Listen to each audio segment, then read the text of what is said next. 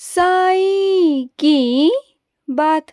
बच्चे, तुम मेरे हो और तुम्हारा साईं तुम्हारा है मेरे बच्चे। हम दोनों एक दूसरे के हैं मेरे बच्चे। तुम्हारे और तुम्हारे साईं के बीच में कोई ना था, ना कोई है और ना ही कोई हो सकता है मेरे बच्चे। जो भी तुम्हारे सपने हैं ना, जो भी तुम्हारी बातें हैं, जो भी कुछ भी, वो सीधा आकर मुझसे कह दिया करो। तुम्हारा साईं उसे पूरा करेगा।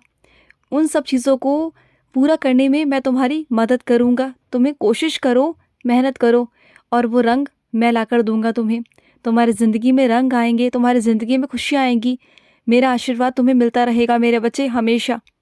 और सुनो मेरे बच्चे, अच्छी बात है कि तुम आत्मनिर्भर बन चुके हो। बहुत अच्छी बात है कि तुम सब कुछ कर सकते हो अपने हाथों से। लेकिन ना मेरे बच्चे, एक बात सुनो ध्यान से। जो तुम्हारा जीवन साथी है ना, उसकी भी जिम्मेदारी बनती है कि आधा खर्चा वो भी करे तुम्हारे साथ साथ।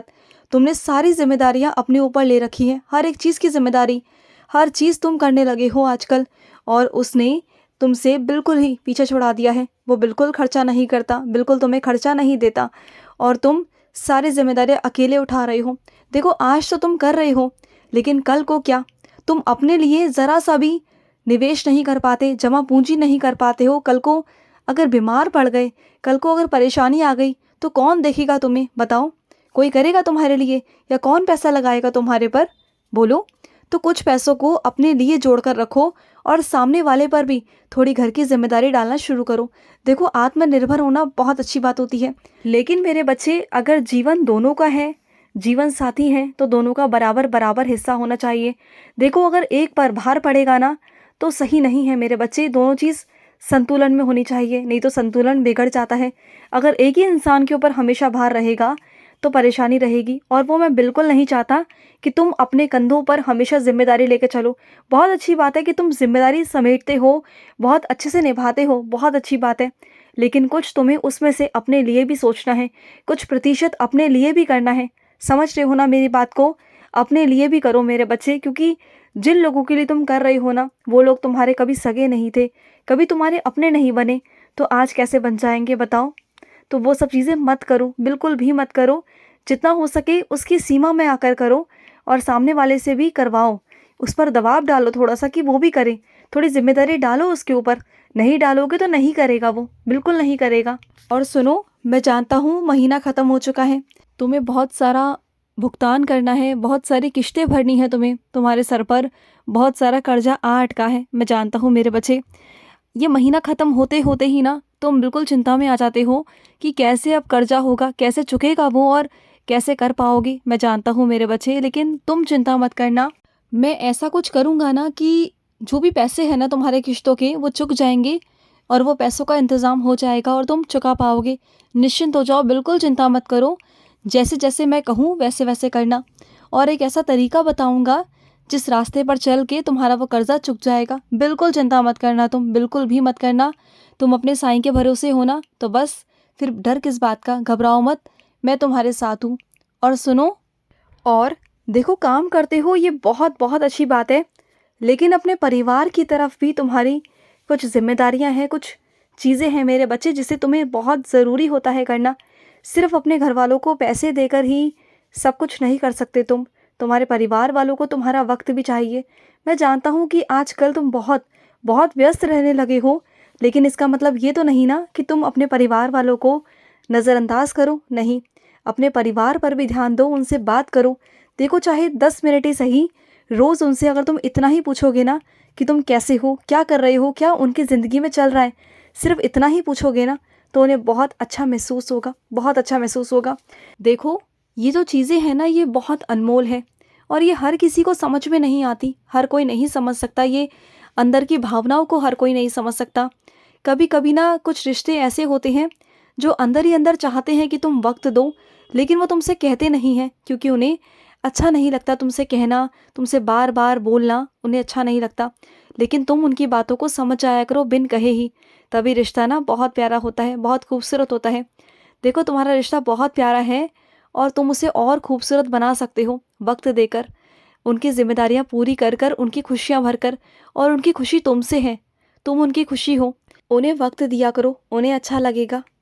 और मैं अपने कुछ बच्चों को आदेश देना चाहता हूँ कि जब भी तुम दिए खरीदने जाओ या कुछ खरीदने जाओ ना बाज़ार में, तो उन लोगों से खरीदना जो बच्चे नीचे बैठे होते हैं, जो ज़रूरतमंद होते हैं, जिनके पास कोई ठिकाना नहीं होता, जो बेचारे जगह जगह चद्दर बिछाकर चटाई बिछाकर बेच रहे होते हैं, उनसे खरीदना। क्योंकि तुम्हारी वजह से उनका चूल्हा जलेगा, तुम्हारी वजह से उनके यहाँ 2 वक्त की रोटी बनेगी मेरे बच्चे। बड़ी बड़ी दुकानों पर तो हर कोई जाता है, लेकिन अगर तुम वहाँ से ख़रीदारी करोगे ना तो तुम्हें भी बहुत अच्छा लगेगा। और उनसे ख़रीदते समय ना कोई मोल भाव मत करना, जितना वो कहे ना उतना देना, या अगर उससे 2-4 रुपए ज़्यादा भी दे सकते हो तो दे देना। देखो, उससे तुम्हारा कुछ नहीं घटेगा, लेकिन उस इंसान की ज़िंदगी में थोड़ी खुशियाँ आ जाएंगी, उसकी दिवाली भी रौनक भरी हो जाएगी, खुशियों भरी हो जाएगी। अगर सभी बच्चे मिलकर मेरे ये सेवा कर पाएंगे ना मेरी, तो मुझे बहुत बहुत खुशी मिलने वाली है, बहुत खुशी। और ये सेवा मेरे बच्चे करेंगे करेंगे ना, ये मेरा हर एक बच्चे को आदेश है कि वो ऐसा ही करे। क्योंकि बड़ी बड़ी दुकानों पर तो सब चढ़ जाते हैं मेरे बच्चे, सब चढ़ते हैं, सब जाकर वहाँ से ख़रीदारी करते हैं। लेकिन कभी उनकी भी सोचो जिनके यहाँ पर कोई नहीं कमाने वाला, जो छोटे छोटे बच्चे बेचते हैं, जिनके सर पर कोई कमाने वाला नहीं, जो बुज़ुर्ग बेचते हैं, उनके सर पर भी कोई बच्चा नहीं कि उन्हें कोई खिला सके बिठाकर। तो उन पर रहम करना, रहम करना, क्योंकि तुम साईं के बच्चे हो। अगर मैं तुम पर रहम कर सकता हूँ ना, तो तुम भी उन पर रहम कर सकते हो। और ये मेरे बच्चे अगर समझ जाए ना, ये बहुत बहुत गहरी बात है और बहुत बड़ी सेवा है मेरी। इतनी बड़ी सेवा है कि तुम्हारी वजह से अगर किसी का अच्छा होगा ना, तुम सोच नहीं सकते कि तुम्हारा दुगना कितना अच्छा होगा। तुम सोच नहीं पाओगे कि मैं तुम्हारा कितना अच्छा कर दूंगा। तुम्हारे ऊपर इतनी बख्शिश हो जाएगी ना मेरी, मेरा इतना आशीर्वाद हो जाएगा कि तुम सोच नहीं पाओगे। जहाँ भी जाओ, दिया लेने जाओ, कुछ भी लेने जाओ, तो उन्हीं लोगों से ख़रीदना। ये मेरा आदेश है तुम पर। अगर मेरा आदेश मानो तो आदेश है, अगर मेरे प्यार से कहीं बात समझो तो मेरी बात है। तुम जो समझना चाहो तुम समझ सकते हो।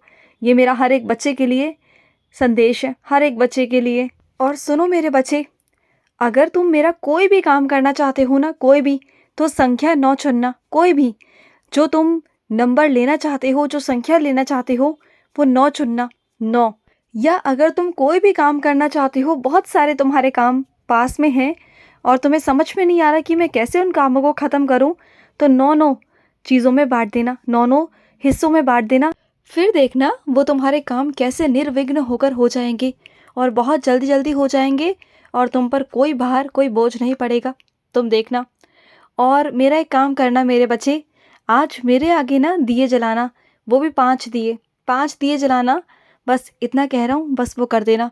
5 दिए मेरे नाम पर जला देना आज, चाहे वो सरसों के जलाना, चाहे वो घी के जलाना, जो तुम्हारा मन करे वो जलाना, लेकिन आज दिए ज़रूर जलाना मेरे बच्चे। और एक बात सुनो, आज जहाँ से तुम्हें निमंत्रण आया है ना, वहाँ तुम जाना, ज़रूर जाना। किसी और को मत भेजना, तुम खुद जाना, क्योंकि वहाँ बुलावा तुम्हें आया है। मैंने बुलवाया है तुम्हें वहाँ पर, तो आना ज़रूर है तुम्हें। तुम्हें ऐसा नहीं करना कि अपने बदले किसी और को भेजो। आ जाना, तुम्हारा इंतज़ार है मुझे वहाँ पर, ठीक है ना? और मेरा बहुत सारा आशीर्वाद प्राप्त होगा तुम्हें आज, बहुत सारा आशीर्वाद। और सुनो, जो तुम कर रहे हो ना, वो काम बिल्कुल सही है तुम्हारे लिए, बिल्कुल सही है। देखो, उसमें कोई बुराई नहीं, जो भी तुम कर रहे हो उसमें कोई बुराई नहीं मेरे बच्चे, कोई बुराई नहीं। और ऐसे करते चलो, आगे बढ़ते चलो, उन्नति करते रहो। मेरा आशीर्वाद है तुम्हारे साथ, खुश रहो। आज का मध्याह्न साई संदेश समाप्त हुआ।